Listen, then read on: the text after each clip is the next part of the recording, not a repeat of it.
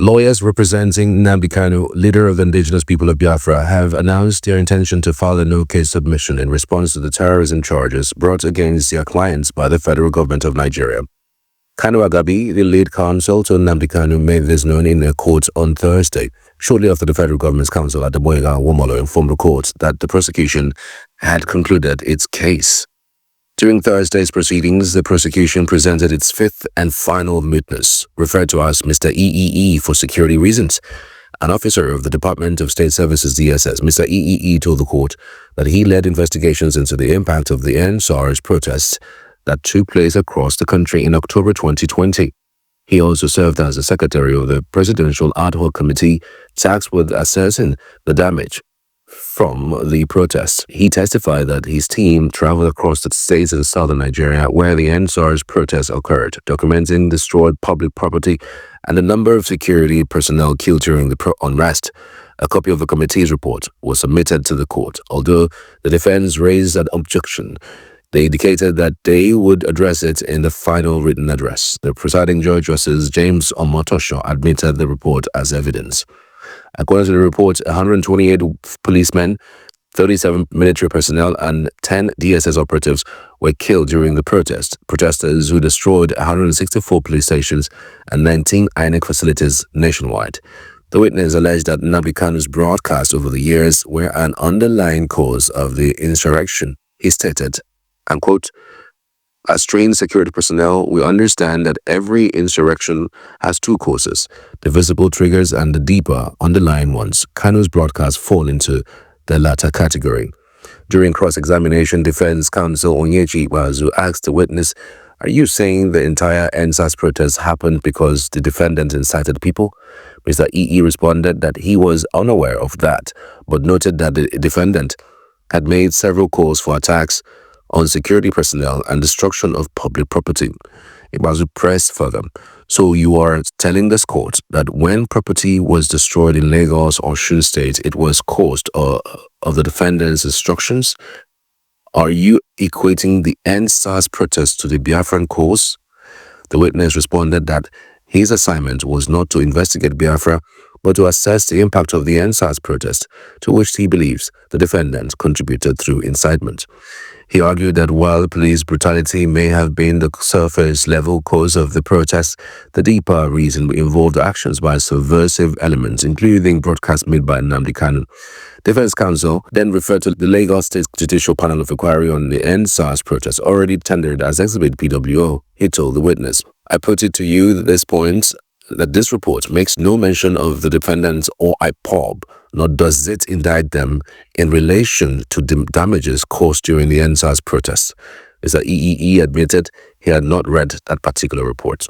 Ikpeazu also highlighted several inconsistencies in the prosecution's evidence, including the absence of details about the security personnel allegedly killed by IPOB ESN members. He noted that neither the secretary, the witness, nor the committee chairman signed the submitted report. He further pointed out a discrepancy in the document structure. While the main report was titled Assessment of Damage from the NSAS Protest, pages 669 onward bore the titled Report of the Presidential Ad Hoc Committee investigating the activities of the leader of IPOB and ESN. Ikpeazu challenged the authenticity of those pages, alleging they were manufactured and inserted into the NSAS report for the purpose of this trial. The witness denied the claim. At the close of cross-examination, federal government counsel Awomolo announced that the prosecution had concluded its case, having presented 5 witnesses and several documents. Lead defense counsel Kanu Agabi informed the court that the defense would be filing a no-case submission, a legal motion on arguing that the prosecution failed to establish a case against the defendant and requesting the court to dismiss the charges outright. Justice James Omotosho granted both parties 14 days each to file their final written addresses and adjourned the matter to Friday, July 18, 2025 for the adoption of the written addresses regarding the no-case submission. This is the most ridiculous of them all. The most ridiculous of them all, frankly speaking. What? Excuse me? What did you just say? This is ridiculous. Like, linking Nnamdi Kanu to NSAS. How? NSAS? Something that just sprang up from nowhere? Something that just happened at the spur of the moment? You are attributing it to Nnamdi Kanu. This is ridiculous. This is ridiculous. What? What are you guys doing? Wow.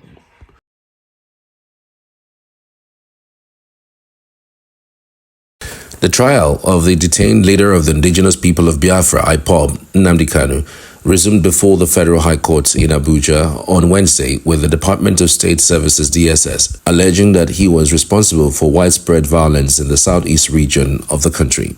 The security agency, through one of its operatives who testified as the fourth prosecution witness PW4 in the 7-count terrorism and treasonable felony charge the federal government preferred against Kanu, insisted that the defendants incited violence through various broadcasts he made on Radio Biafra.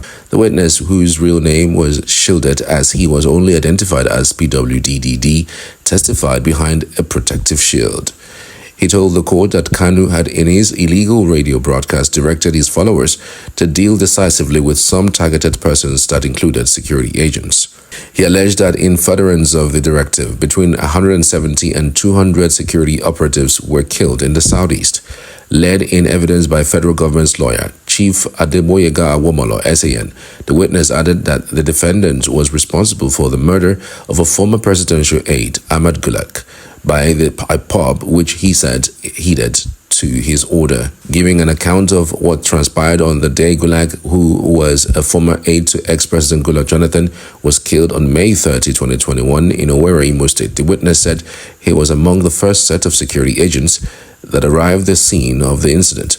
He told the court that he served in Imo State between 2019 and 2023, adding that it was his car that was used to evacuate Gulak's corpse. According to him, on the fateful day, there was a total breakdown of law and order as a result of a stay-at-home the defendants declared in one of his broadcasts. He told the court that later that day, his colleagues informed him that a prominent politician was killed around Obiagu, an information that led his team to rush to the spot. The witness said the divisional police officer, DPO, in the area told him that Gulak was in a hired cab when he was killed by some IPOB members. He said that the driver of the cab told him that they were heading to the airport from Owerri town when they saw a checkpoint mounted by men of the Nigerian Air Force who were preventing people from accessing the airport. He said the developments forced the driver to take an alternative route that took them into another checkpoint that was mounted by IPOB members. The witness said the driver revealed that the IPOB members ordered the three of them in the car to disembark and demanded to know their tribes. He said both of the driver and the Gulak introduced themselves as Igbo men. However, upon a command by the IPOB members, while the driver spoke the Igbo language, Gulak was not able to speak.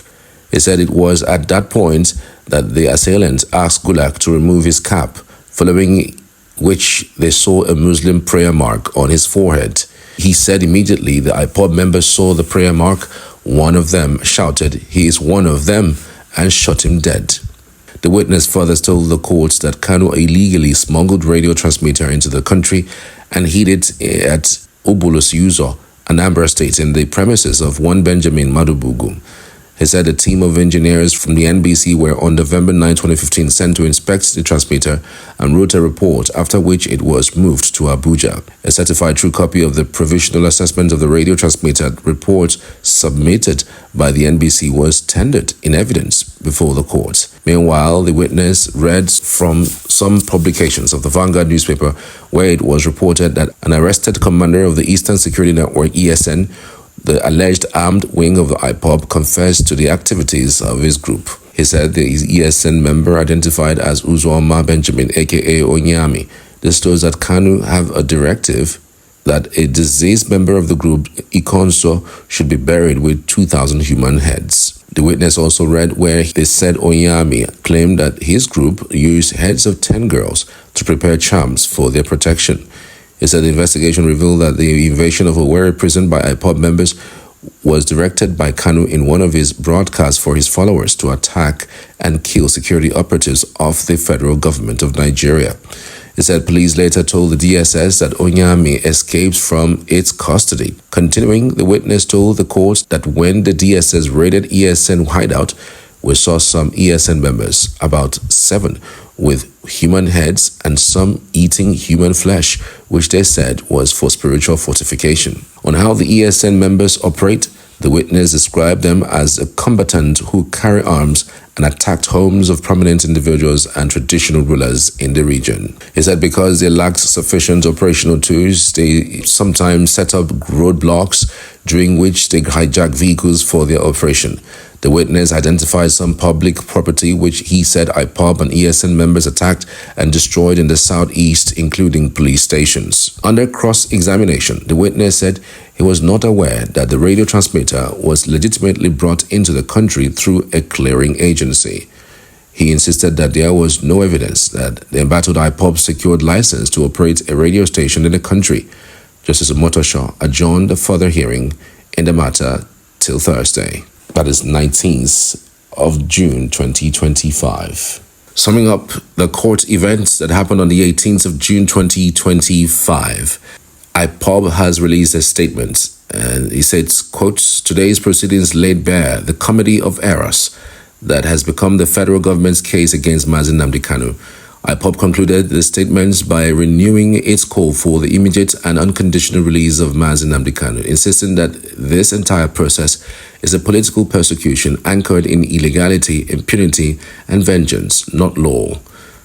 Meanwhile, a traditional ruler of Opi Ancient Kingdom in Nsukka local government area, Enugu State, Eze Igwe Williams Ezugu, had declared that President Bola Tinubu missed a historic opportunity to begin national healing by failing to release Nnamdi Kanu on Democracy Day, June 12, 2025. The monarch, who is also the Secretary General of the Conference of Nigerian Political Parties, CNPP, said Tinubu's failure to act was a missed opportunity to demonstrate statesmanship and empathy. The statement by IPOB continued by saying that the government's witness, described as a self-identified law enforcement operatives, gave testimony that rested heavily on hearsay, uncorroborated newspaper clippings, and allegations lacking any investigative or evidentiary backbone.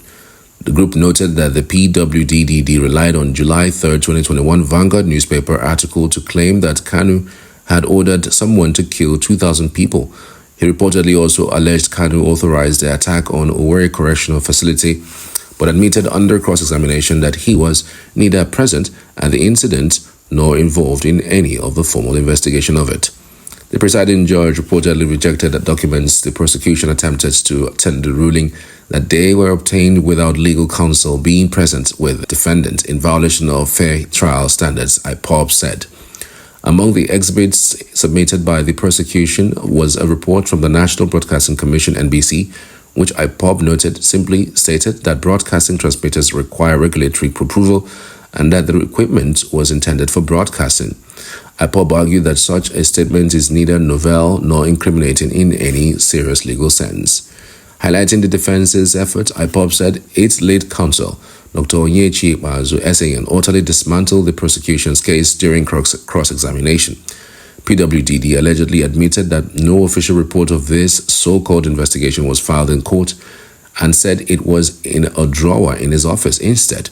He also reportedly confirmed he had no personal knowledge of key individuals or events connected to the case.